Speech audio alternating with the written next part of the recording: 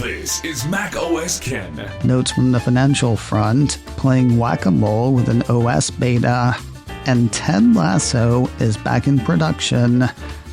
It is Tuesday, the 22nd of July, 2025. I'm Ken Ray, and this is news from macOS Ken, brought to you by yours truly and supported by people like you, patrons through Patreon.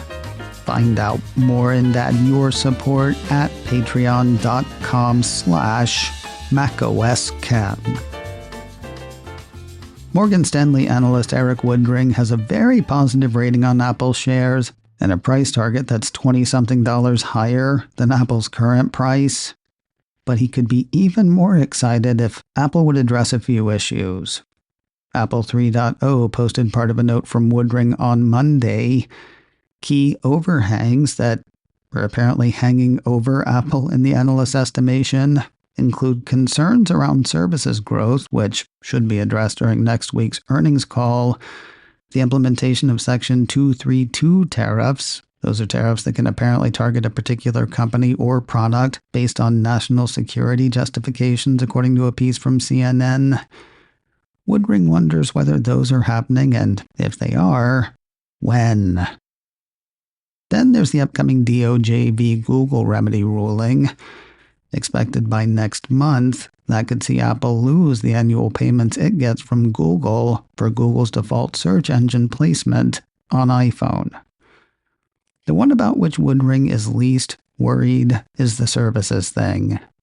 Apple's lack of formal services guidance on the last earnings call, plus the epic anti-steering ruling at the end of April, had some analysts and investors freaking out about services in the June quarter.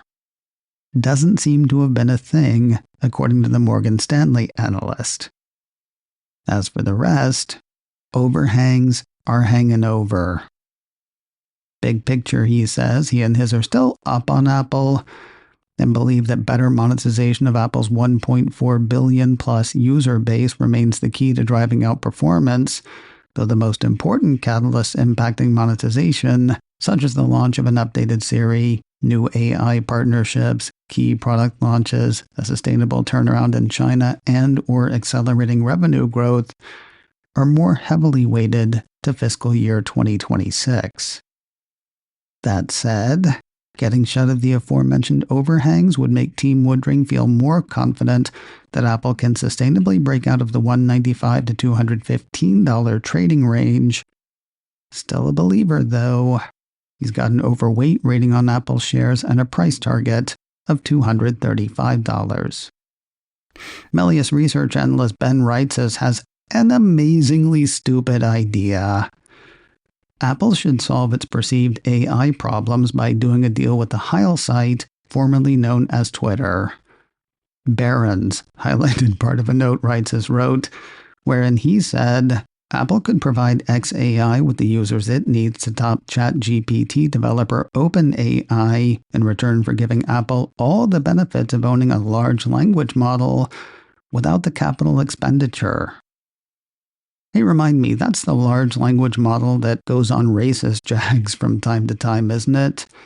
The one that called itself Mecha Hitler a week or two ago? The one led by Elon Musk, who's currently fighting with Donald Trump, who's currently threatening Apple?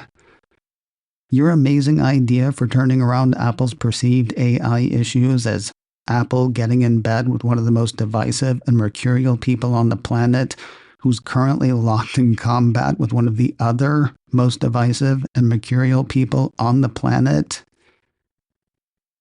That's just no. Monday looked like a big day for folks interested in this fall's Apple OS updates. At least it did for a few minutes.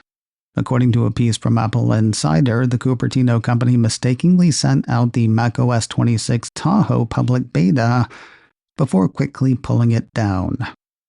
Disappointing? Probably not for long. Apple Insider expects OS 26 public betas to be seeded initially by the end of this week. While Whack-A-Mole Tahoe edition may be slightly disappointing, betas for the current OS updates are full steam ahead. Actually, they've picked up steam. A piece from Mac Rumors had Apple on Monday seeding release candidates for iOS and iPadOS 18.6 to developers and the public testing program. Other pieces said the same for macOS Sequoia 15.6, watchOS 11.6, tvOS 18.6, and visionOS 2.6. I assume that last one is for developers only, though the Mac Rumors report doesn't make it clear. Apple has not done the public beta thing for Apple Vision Pro, as far as I know. Now, one of the pieces points out that the release candidates are the final versions of the software that will go out to the public if no additional bugs are found. That being the case, a public release in the next few days is somewhere between possible and probable. There's another update for the Apple Sports app.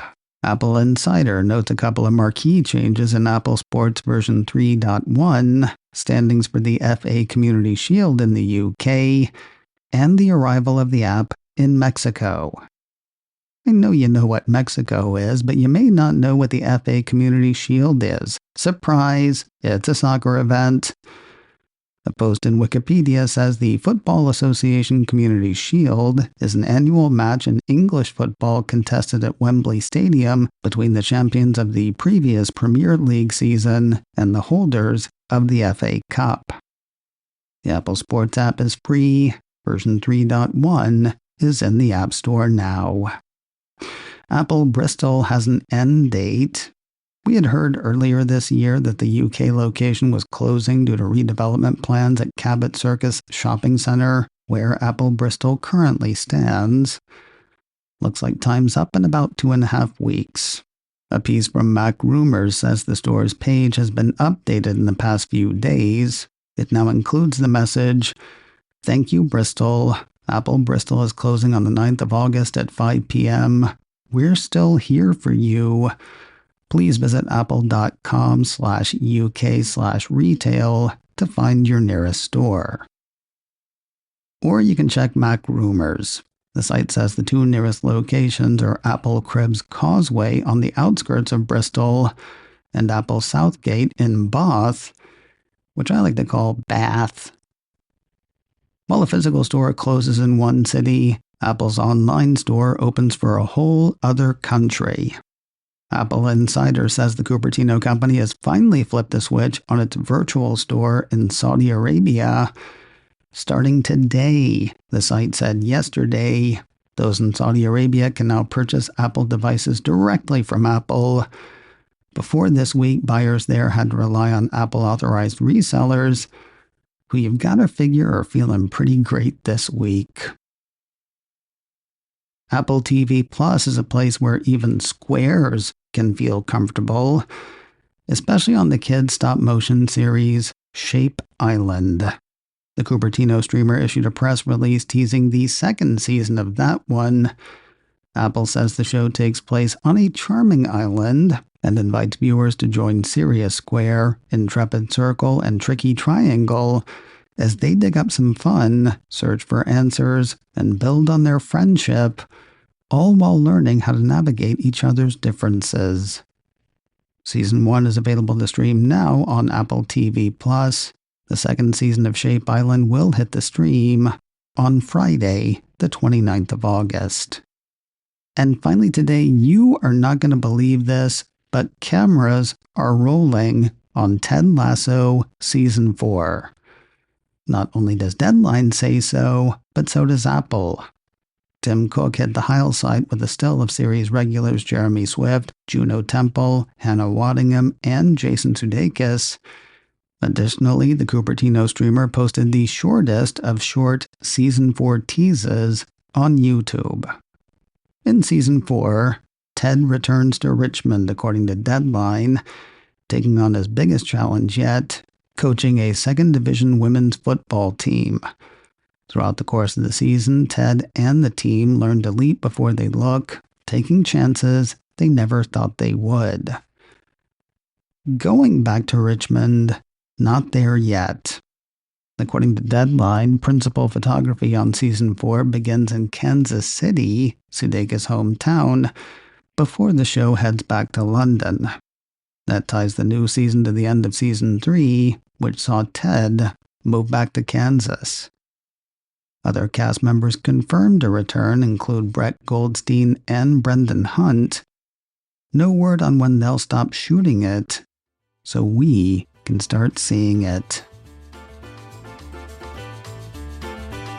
macOS Ken, brought to you by me, and supported by people like you, patrons through Patreon. Find out more and add your support at patreon.com/macOSKen. Advertising handle by Backbeat Media, online at backbeatmedia.com. You can find me on Mastodon, macOSKen at mastodon.social. You can also send me an email, info@macosken.com. Until next time, that is news from macOS Ken. I'm Ken Ray.